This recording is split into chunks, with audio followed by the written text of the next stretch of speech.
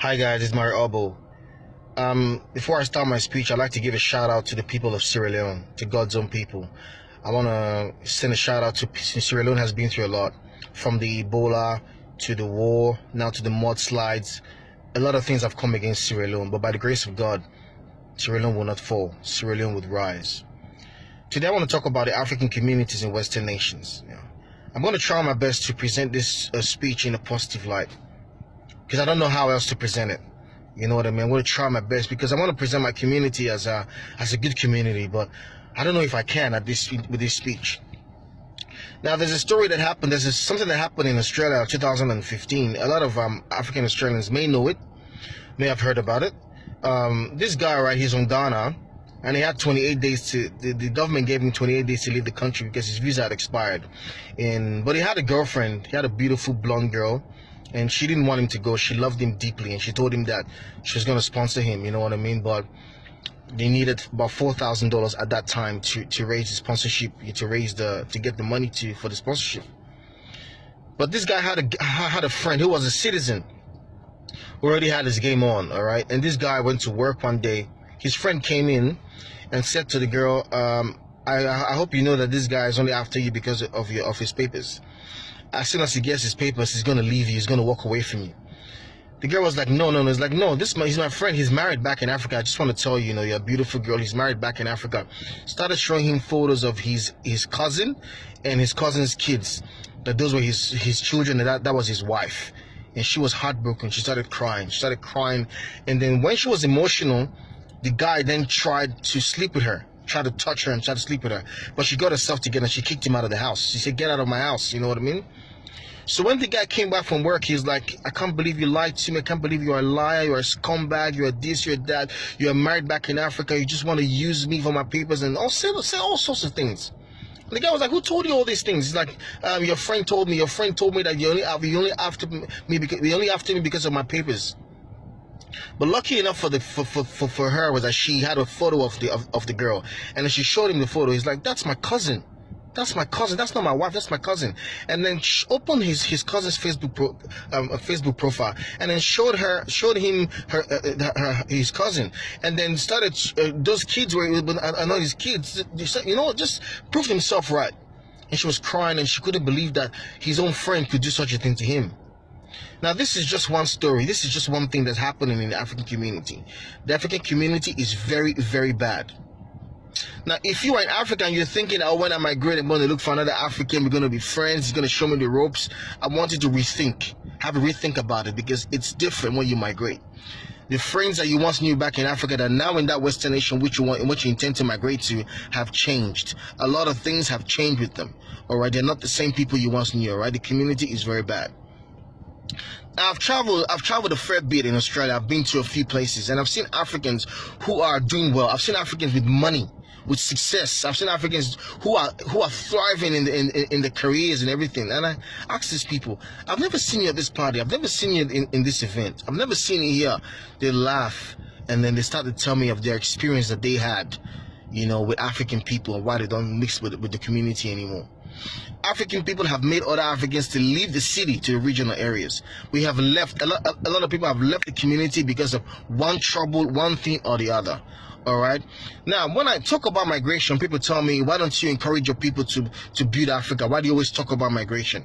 That is ignorance. That is just plain ignorance, because Africans are not the only immigrants. All right, the Indians migrate, the Asians migrate, the Europeans migrate, everybody migrates. Now, when you want to go buy properties, when you want to go buy houses, right, before you get to the auction, it's already sold by Asians. Asians have bought the property. Now, before you do anything, they already bought it. Asians are buying properties in Western nations by the day. They are invading nations through unity. 5-6 families come together, sign an agreement, put money together, buy a house. They go again, come together, buy a house. They are slowly taking over the economies of nations by buying properties, by investing in companies together. Now, there is no high-paying there's no high-paying company in any Western nation where Indians don't work in numbers. All right, once they hear that that place is good, they pay good money, they go tell their people. Before you know, you have 10, 15 Indians working in there. And who are these people? They're immigrants as well. If you go to the markets, go look at the transport and the logistics, the Arabs are dominating that industry. If you go look at construction, plumbing, carpentry, building, all the builders, the Arabs are dominating it. There is no place where African people are dominating because of the division of our community, and we are immigrants as well. All right, now, right, you know, there are two times where you feel where Africans get afraid of Africans, two times. The first thing is when you don't have your papers. If you go and approach an African girl, the people will come against that union. They will start to say, oh, it's after you, it's after you, it's after... We just invade, we worship vanity, trivial things. That's why when African people, when we first migrate, we go after white, we hang out with white people. Africans, we see, I've gone to work where I meet African people, you know, with... when I go to work, I stay there. An African will walk into the place of work, will say hello to all the white folks in there, and will never say hello to me. And I'm just right there. And I'm like, wow. Is this how much we now hate ourselves to the point where we tear each other down? All right? Now, many African people are going through hell. All right? Going through hell from other Africans in the nations where they are in. And they're confused and they're sad and they don't know what to do. Many African people have run away from Africans, and they're just in one place crying because African people have hurt them and they've destroyed them. They've done everything to pull them down. Now, if you are in that position, I want to tell you right now, right? Get yourself away from that community and go and remember the thing that made you migrate in the first place. And what is so painful, what is so sad is the fact that African people are more religious than anybody else in the world. We go to church, speak in tongues, we are in the mosque, we are praying every day, we are religious, but God is not in our hearts at all. Let me tell you, when I talk about God, right, people say, God is love. If you love one another, you have God living inside of you. If you hate one another, you are a devil. Simple. That's all that it is. African people, we know how to go to church, we know how to pray, we know how to fast, we know how to do whatever we're doing, but we are just devils to one another. All right? Now, you cannot change them. You cannot change it. You can speak, you can do unity, blah, blah, blah. You cannot change these people. These are people who have yielded their lives to the devil, who have been separated for destruction by God. Simple. So if you're going through hell from African people, wherever you are, I want you to remember why you migrated.